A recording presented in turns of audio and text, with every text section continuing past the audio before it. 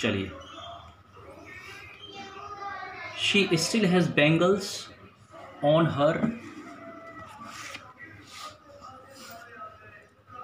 Wrist but no light in her eyes. तो ये बात उसी की जा रही है, उसी लेडी की सविता के पास में जो बुजुर्ग लेडी बैठी हुई हैं कि she still has bangles on her wrist.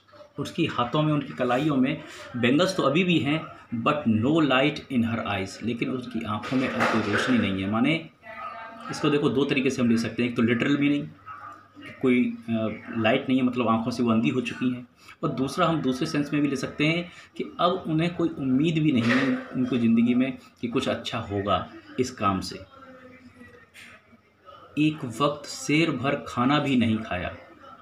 शेर भर एक ये गांव में मतलब एक मेजरमेंट की यूनिट हुआ करती थी पुराने टाइम में। शेर भर जैसे आजकल हम केजी, किलोग्राम वगैरह में जैसे मेज़र करते हैं, तो वैसे शेर भर। तो इसका कहने का मतलब ये है कि हमने पेट भर के भी खाना नहीं खाया।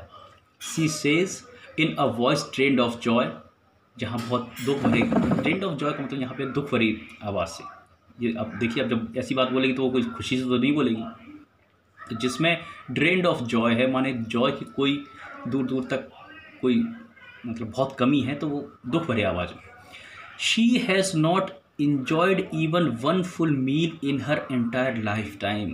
You can imagine इस प्रोफेशन से उसने क्या हासिल किया है कि एक वक्त का पेट भर के खाना, वन फुल मील, पेट भर के खाना ढंग से, वो भी उसने हासिल नहीं किया है। That is what she has रीप्ड।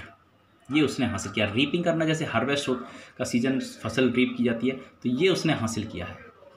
Her husband an old man with a flowing beard says, I know nothing except bangles. मैं कुछ भी नहीं जानता हूँ सिर्फ चूड़ियाँ बनाने के। All I have done is make a house for the family to live in. और मैंने अपनी पूरी ज़िंदगी में सिर्फ बैंगल मेकिंग के काम से क्या किया है कि एक घर किसी तरीके से बना दिया है अपने फैमिली मेम्बर्स के लिए। Hearing him, one wonders if he has achieved what many have failed in their lifetime. Authoress कहती है कि उसको सुन करके तो हमें बड़ी हैरानी होती है कि कम से कम उसने तो वो चीज़ अचीव कर ली है जो बाकी और लोग जो उसकी कम्युनिटी के, उसी के प्रोफेशन में जो इंगेज रहे, उन्होंने ये चीज़ नहीं हासिल की है अभी तक। कम से कम एक छत तैयार कर दी है, बना दी है उसके फैमिली मेम्बर्स के लिए।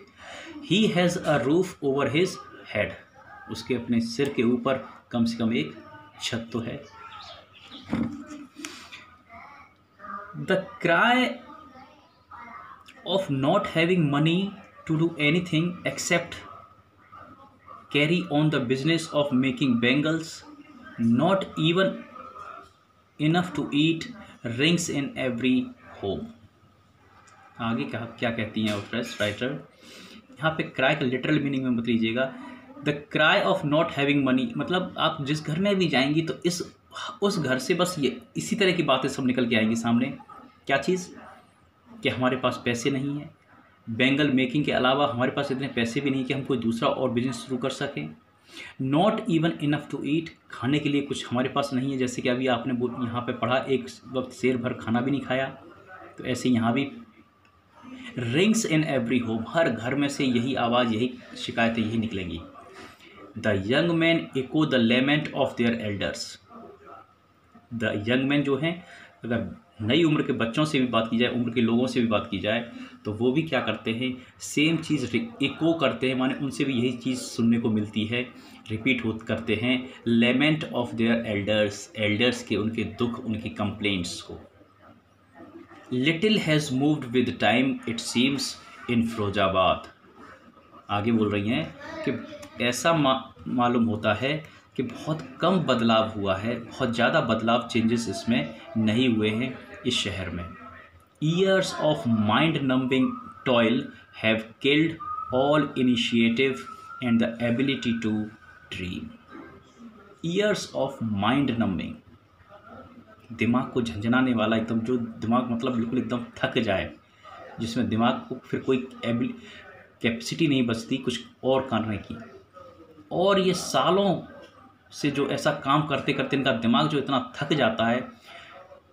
माइंड नंबिंग टॉयल, ऐसा काम जिसमें बहुत बहुत मेहनत कम करनी पड़ती है, जिससे दिमाग इतना थक जाता है।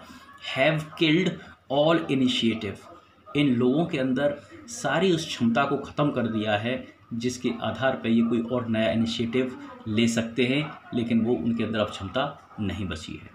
And the ability to dream, और ना ही उनके अब कोई इतनी एबिलिटी है उनके अंदर कि वो और कोई नया सपना देख सके। Why not organise yourself into a cooperative.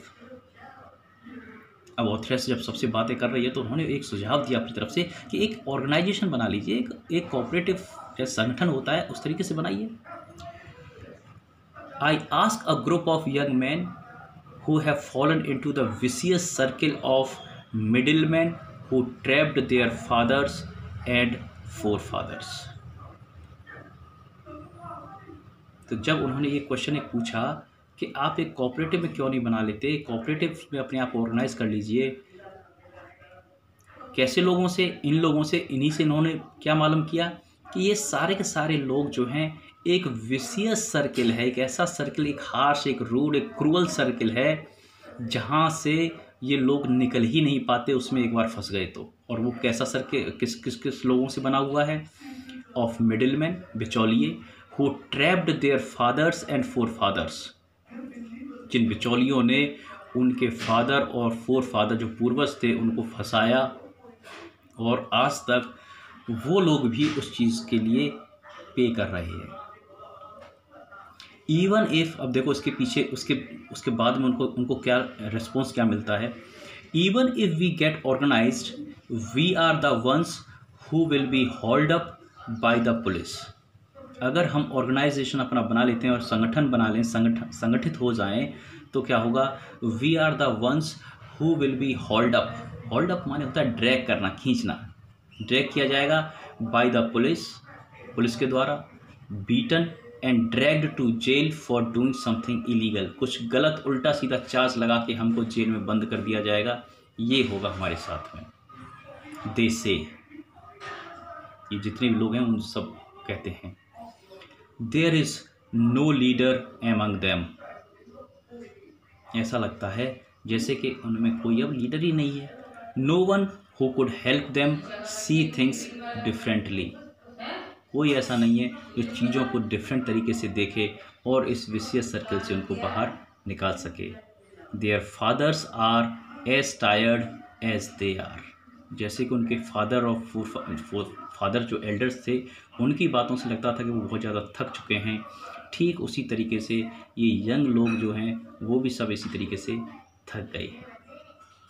They talk endlessly in a spiral that moves from poverty to apathy to greed and to injustice। जाइए थोड़ा देख लेना जरा। they talk endlessly in a spiral, spiral वही circle, that moves from poverty, और ये circle कैसा है? poverty, poverty से apathy, apathy से greed, और greed से injustice। apathy lack of concern, जहाँ कोई कंसर्न ही नहीं है, कोई चिंता ही नहीं है किसी चीज़ की।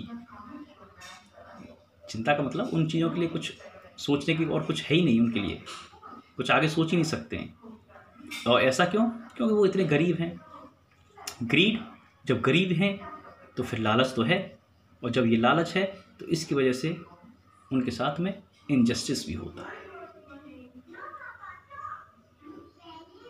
इसके बाद में next part we will be doing in the next video. So this is the last part for the day. They talk endlessly in a spiral that moves from poverty to apathy to greed and to injustice। ये जो circle है, जो spiral है, वो किस चीज़ का है? ये poverty, apathy, grid and injustice. In words को थोड़ा ध्यान रखना, ये क्वेश्चंस में जब भी आते हैं, जैसे यहाँ पे अभी आया था मिडिल मैन और फिर आगे, तो वो सब चीज़ें आपको थोड़ा सा ध्यान रखना है। Thank you very much.